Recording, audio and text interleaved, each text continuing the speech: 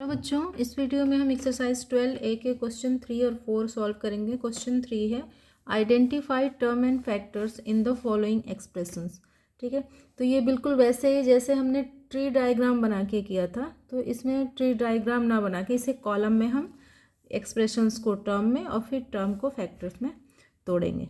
ठीक है, तो हमें पता ही है -2x + 3 में -2x एक टर्म है और 3 एक टर्म है।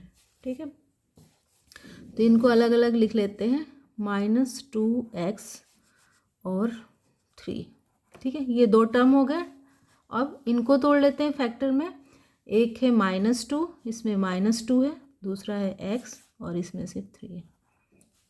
ठीक है, नेक्स्ट है 2x - 3xy, इसमें भी दो टर्म है, 2x और दूसरा -3xy। तो एक है 2x और दूसरा है -3xy।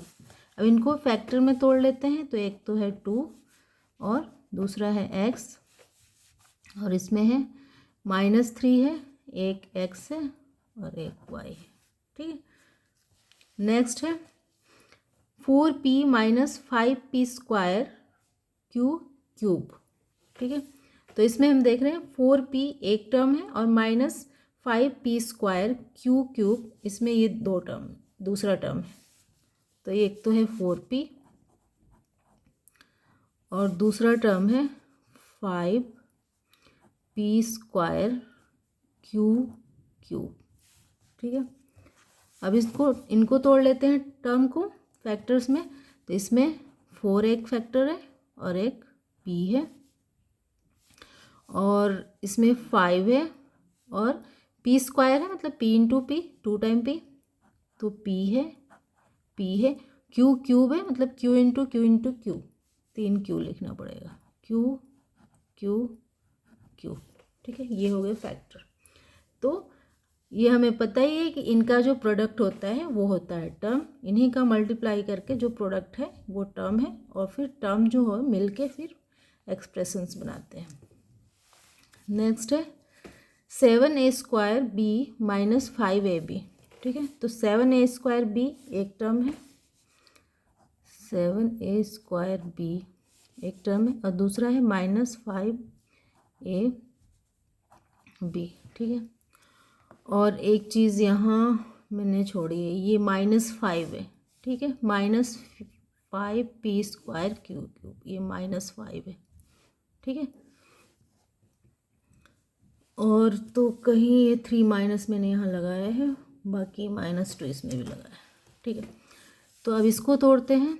7 है इसमें और a × a है, फिर a है, b है और -5 है और a है, b है, -5 × a × b।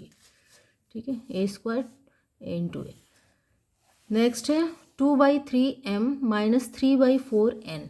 तो 2/3m एक टर्म है, 2/3m एक टर्म है और -3/4n एक टर्म है।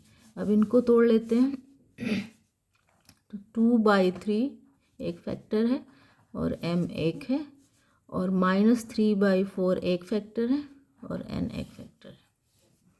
ठीक है, नेक्स्ट है 2/3a² + 5ab + 3/7b²। ठीक है, तो 2/3a² ये एक टर्म है, 5ab ये एक टर्म है और 3/7b² ये एक टर्म है। ठीक है, अब इनको तोड़ लेते हैं। तो 2/3a² a 5ab और 3/7b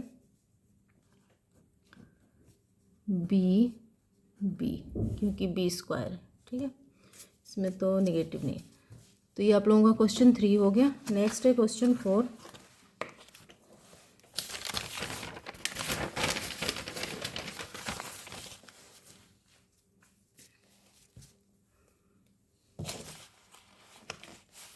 क्वेश्चन 4 है identify the numerical coefficient of term other than constant in the following. ठीक है, तो न्यूमेरिकल कोएफिशिएंट किसी भी अलजेब्रिक एक्सप्रेशन में किसी टर्म के न्यूमेरिकल फैक्टर को कोएफिशिएंट कहते हैं। ठीक है, कोएफिशिएंट ऑफ टर्म बोलते हैं। जैसे कि कोई एक्सप्रेशन है 6xy, ठीक है, 6xy ये एक एक्सप्रेशन है, तो इसमें जो न्यूमेरिकल टर्म है वो है 6। ठीक है, 6 क्या है, न्यूमेरिकल टर्म है, न्यूमेरिकल फैक्टर है। ठीक है, ये तो पूरा एक टर्म हुआ, न्यूमेरिकल फैक्टर है। ठीक है, तो ये न्यूमेरिकल फैक्टर ही किसी टर्म का कोएफिशिएंट होता है। ठीक है, टर्म का कोएफिशिएंट जो न्यूमेरिकल जो नंबर होते हैं वो होते हैं। तो इनमें अदर देन कांस्टेंट, मतलब कांस्टेंट वो है जो सिर्फ नंबर है, इसके साथ कोई भी लिटरल फैक्टर नहीं है। ठीक है, जैसे इसके साथ लिटरल फैक्टर है -2x², ये लिटरल है, लेटर है, लेकिन 7 में कोई भी लेटर नहीं है, तो इसे छोड़ देना है। और इसके साथ जिसके साथ लेटर है सिर्फ उसी न्यूमेरिकल कोएफिशिएंट को लेना है। ठीक है, तो -2x² -7। ठीक है, तो इसको पहले टर्म में लिखेंगे और फिर इनका न्यूमेरिकल कोएफिशिएंट लिखेंगे। तो 7 को छोड़ देंगे क्योंकि हमें सिर्फ कौन सा लेना है, जिनमें लिटरल नंबर्स हैं, लेटर्स हैं, -2x²। ठीक है, अब इनको तोड़ेंगे तो नहीं, इनको तोड़ना नहीं है कि न्यूमेरिकल कोएफिशिएंट क्या है, -2 है। ठीक है, जो भी नंबर है टर्म में वही फैक्टर जो है न्यूमेरिकल कोएफिशिएंट होता है। ये है 20p और +30q। ठीक है, तो इसमें जो न्यूमेरिकल कोएफिशिएंट है ये है 20 और 30। ठीक है, नेक्स्ट है -2a -5ab +b। तो -2a ये एक है टर्म, -5ab ये दूसरा टर्म है और एक है b। ठीक है, तो इसका न्यूमेरिकल कोएफिशिएंट -2 है, इसका -5 है और ये b है। तो b का मतलब ये नहीं कि इसका कोई कोएफिशिएंट नहीं है। ठीक है, कुछ नहीं है, b का मतलब 1b। ठीक है, इसके साथ 1 है, तो इसका भी होगा कोएफिशिएंट, न्यूमेरिकल कोएफिशिएंट 1। ठीक है, सिंगल लिटरल नंबर है, लेटर है, कुछ नहीं है, तो उसका 1 होगा कोएफिशिएंट। उसके बाद से 4th है 3/5x² -2/3xy और 5/7y²।